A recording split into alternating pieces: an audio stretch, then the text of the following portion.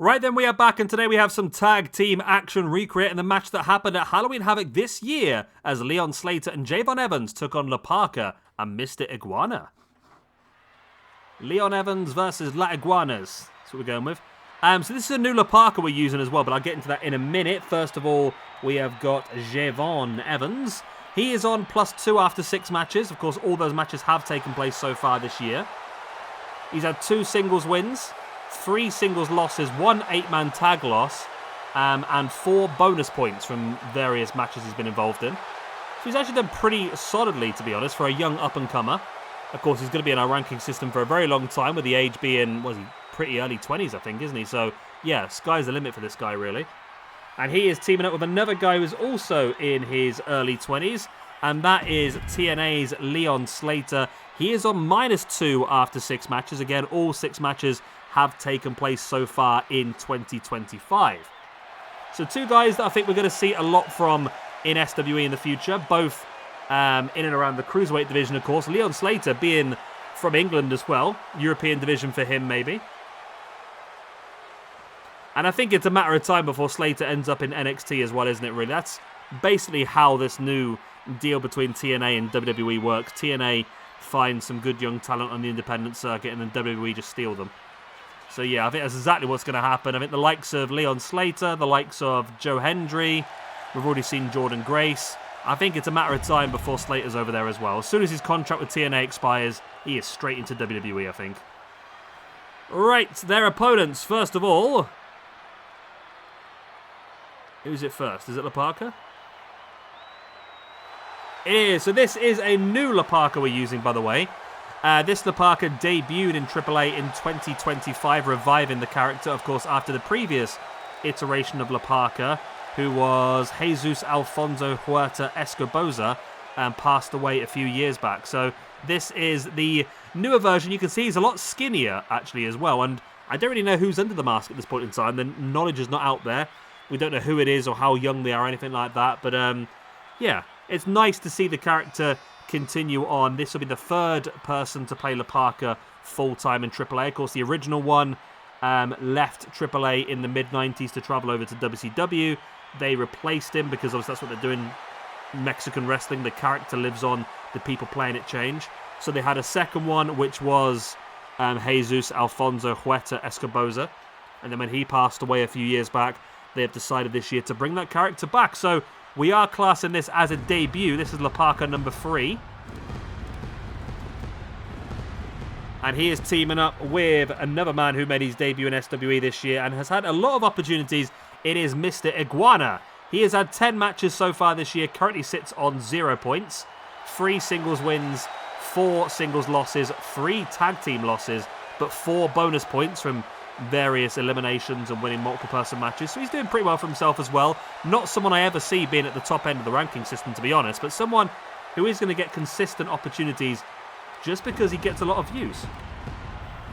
He's a bit doinky, isn't he, really? You've got that whole, as we said earlier on with the doink match, you've got that whole gimmick that just brings him into life and you get use out of him, but it's also difficult sometimes to figure out where to put him at the same time.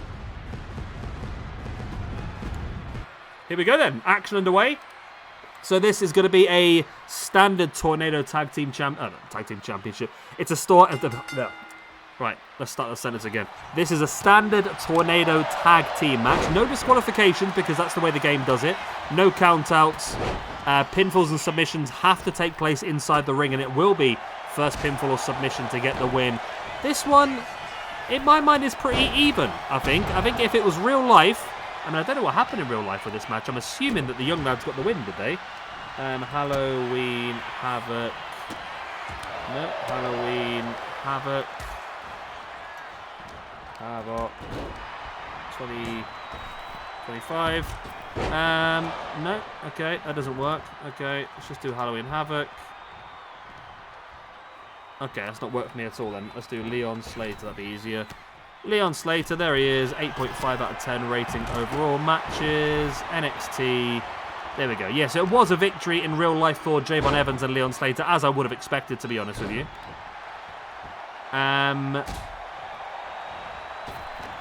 Where was it? It wasn't that great of a match according to Cage Match, which surprises me because these four are quite talented wrestlers. I mean, Mr Iguana is heavily gimmicked, but he can go in the ring. He does have that lucha libre style.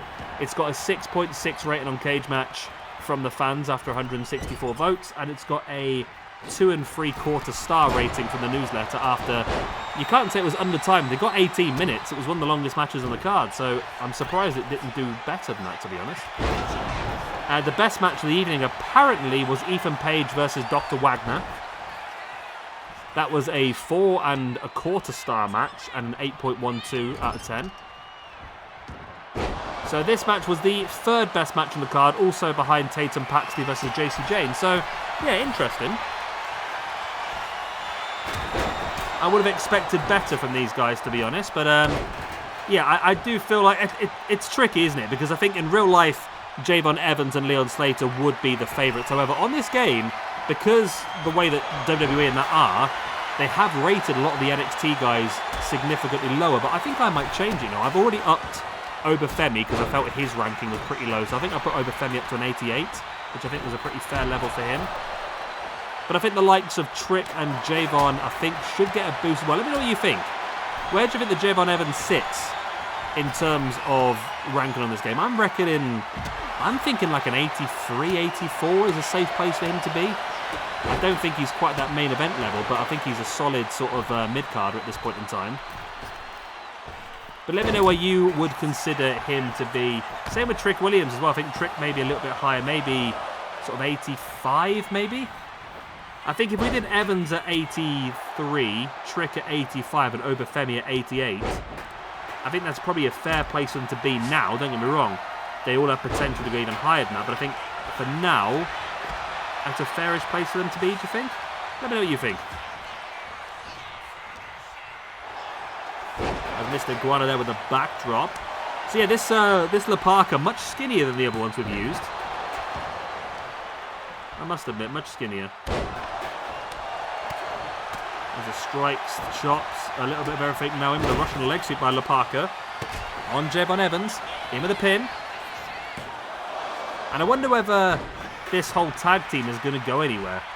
Whether we're going to get more use out of this tag team, if that's sort of it, really. I mean, it's not been a very busy few weeks for Leon Slater, I must admit. He hasn't wrestled for TNA since the 12th of October, which was the match against Je'Von Evans that finished in a no contest, which was a disaster because, I mean, they had the chance to put on an absolutely incredible match at Bound for Glory and they ruined it with a no contest, which I understand why they did it. I mean, I was surprised when they put the match on originally because obviously Leon Slater being the X Division champion, they probably weren't going to have Evans lose in a TNA pay-per-view.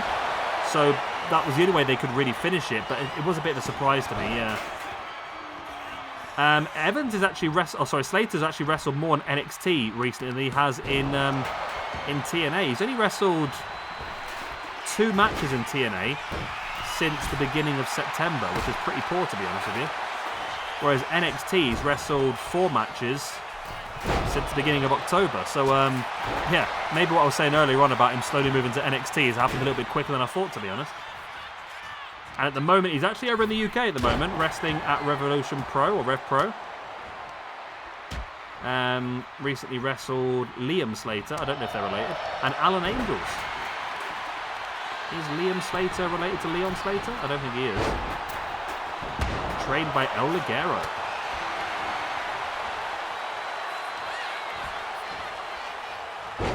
El Ligero, I think, got caught up a little bit, didn't he, in the old speaking out movement a few years ago. I can't remember exactly what happened, but I'm sure there was something along those sort of lines.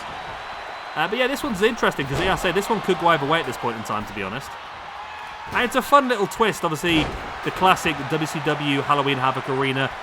WCW's Cruiserweight division was far, far better than WWE's. It was the one thing that they really had massively better than WWE at this point in time. Bring the likes of Ultimo Dragon, Jushin Liger, you had Eddie, you had Ray, you had Psychosis, you had Super Crazy, Juventud, and you had some incredible talents, La Parka, Conan, all them sort of people. And I think this would be, this would fit in perfectly back then. It really would, this match. Iguana springing Slater off the rope. Slater springing back, catching Iguana with a strike in the face. And in with that jumping neckbreaker, taking down Slater, who's on the outside as well. Got a kendo stick straight across the back, straight across the front as well. Tornado head scissors there by Mr Iguana on Je'Von Evans. And Iguana now with a pin. That could be enough. He's got it. La Parka taking down Leon Slater on the outside. And yeah, wow, they've got it. I wasn't expecting that. I must admit, I thought that this would be a big advantage or a big opportunity for the young lads. But as I said, I think that's the problem. I think they're not rated very highly on the game. So let me know what you think. Yeah, I'm thinking around about an 83 for Evans, 85 for Trick, 88 for Obafemi. Those are the main sort of NXT guys, aren't they? I mean, I don't know whether we move the likes of Ethan Page in that up as well. I don't know where Ethan Page sits in the grand scheme of the rankings. But let me know what you think. I think there's probably a few in NXT that probably should be higher up if we sort of compared them to the main roster. So Mr Iguana gets his first tag team victory of the year, moves up to a +1 after 11. La Parka number 3, the new La Parka, he moves up to a +1 after 1. Leon Slater drops down with that first tag team loss of the year to a -3 after 7. And Je'Von Evans with that tag team loss moves down to a +1 after 7. So big win then for the debutant La Parka and for Mr Iguana. He's done well for himself this week. A couple of matches he's had now on TV. And as you can see, I mean, I don't know whether we... the problem is I have with Mexican wrestling is they have a habit of throwing people together quite a lot.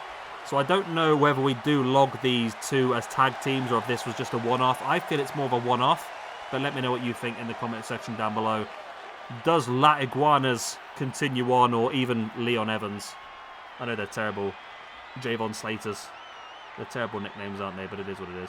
Right, I love you and leave you good night. God bless. I'll be the same. One more match coming up for you later on today. We're sticking with the tag team action. YouTube Tag Team Championship. #1 contendership match. 2 out of 3. Of course, we had the other one yesterday. This one is Mexico's Most Wanted. Damien 666 and Halloween versus the Broken Hardys, Matt and Jeff. Versus the Acolytes, Farouk and Bradshaw. Versus Boom and Doom. Big Boom, AJ and QT Marshall. That's up later on today. Good night. God bless. I'll be the same. Thank you very much for watching. I'll see you on the flip side. Bye-bye.